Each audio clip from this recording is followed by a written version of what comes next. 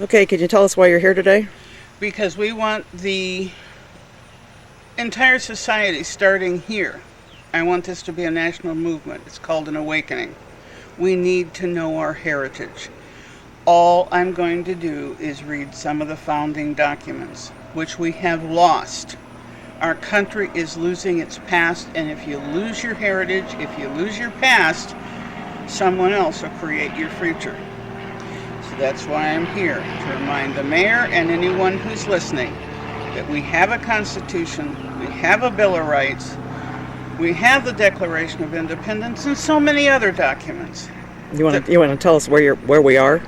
we're in front of the mayor of Bloomington's home. Okay, and why are there only two of you?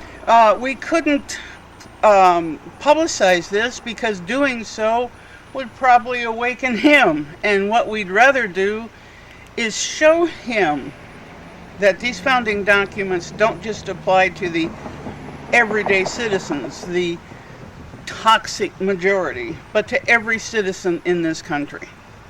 And he's one of them. Okay, so what's the program? Go ahead and proceed with what you're going to do. We're going to say the pledge.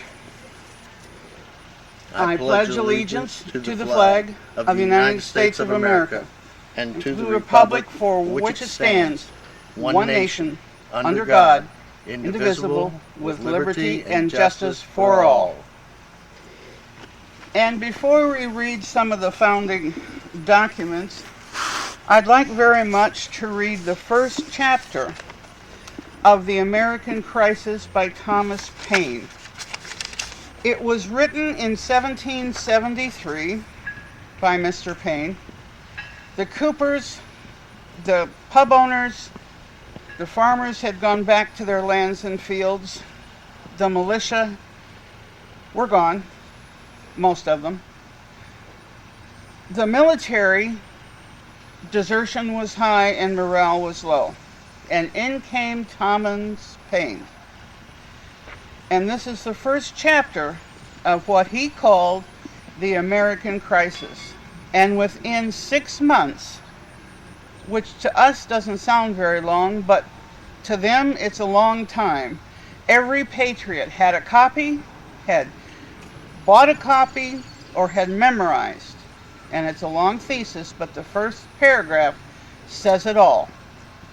These are the times that try men's souls. The summer soldier and sunshine patriot will in this crisis shrink from the service of his country.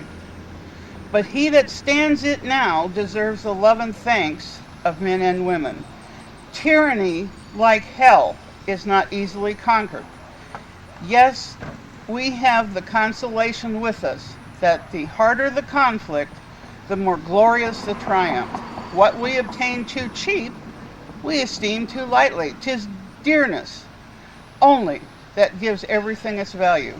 Heaven knows how to put a proper price on its goods, and it would be strange indeed if so celestial an article as freedom would not be highly rated. Britain, with an army to enforce her tyranny, has declared that she has a right not only to tax, but to bind us in all cases whatsoever. And if being bound in that manner, is it not slavery? Then is there not such a thing as slavery on the earth? Even the expression is impious, for such unlimited a power can only belong to God. Power belongs in the hands of the people.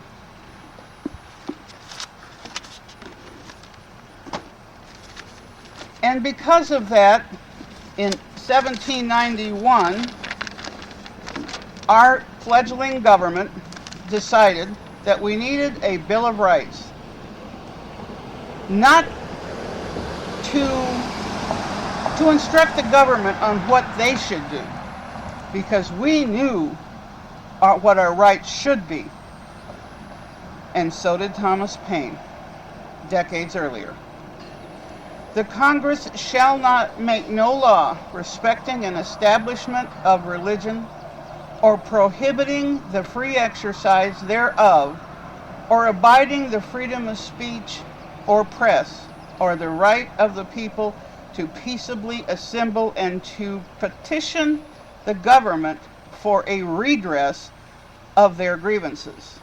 Amendment 2. A well-regulated militia being necessary to the security of a free state, the right of the people to keep and bear arms shall not be infringed. Number 3. No soldier shall be in time of peace be quartered in any house without the consent of the owner, nor in time of war, but in a manner